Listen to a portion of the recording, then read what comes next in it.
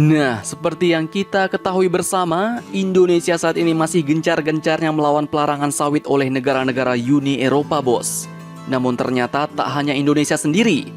Malaysia sebagai negara yang termasuk salah satu produsen minyak sawit terbesar di dunia, ternyata juga ikut turun gunung.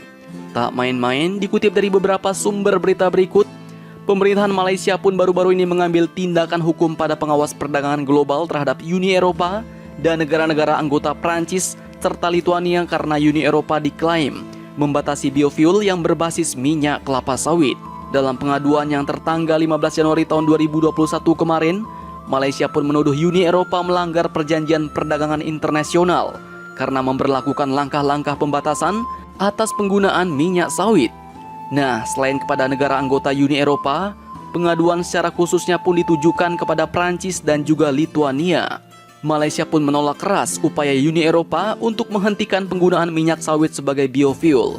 Menteri Industri dan Komoditas Perkebunan Malaysia yaitu Muhammad Khairuddin Aman Razali pun mengatakan bahwa Uni Eropa menerapkan kebijakan itu tanpa mempertimbangkan komitmen dan pandangan Malaysia.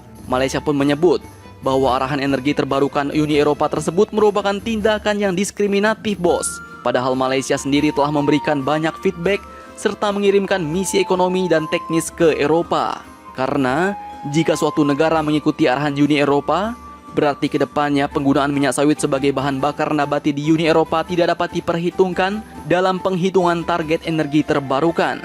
Dan kemudian, karena Uni Eropa mendesak penggunaan bahan bakar terbarukan, maka pada gilirannya akan menciptakan pembatasan perdagangan yang tidak semestinya untuk industri minyak kelapa sawit negara.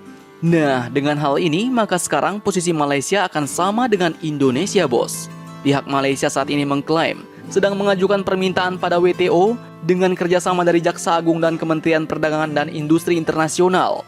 Kerjasama tersebut adalah untuk mengambil tindakan yang telah diperingatkan pada Juli lalu terhadap Renewable Energy Directive 2 yang diciptakan oleh Eropa. Sehingga dengan ini Malaysia pun akan bertindak sebagai pihak ketiga dalam kasus WTO, terpisah seperti yang diajukan juga oleh Indonesia sebagai produsen minyak sawit terbesar di dunia. Menurut pernyataan Kementerian Malaysia, langkah ini pun diambil juga sebagai tanda solidaritas dan dukungan satu sama lain sesama penghasil minyak kelapa sawit seperti negara Indonesia. Nah, jadi bagaimana menurut kalian?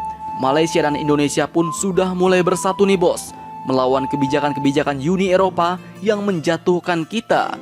Semoga Indonesia Malaysia menang ya, bos, dalam gugatannya ke WTO atau World Trade Organization. Jadi bagaimana menurut kalian? Jangan lupa komentar. Tetaplah kalian barbar dan jangan santuy terus. Demi Indonesia Malaysia maju. Salam Indo Heroes.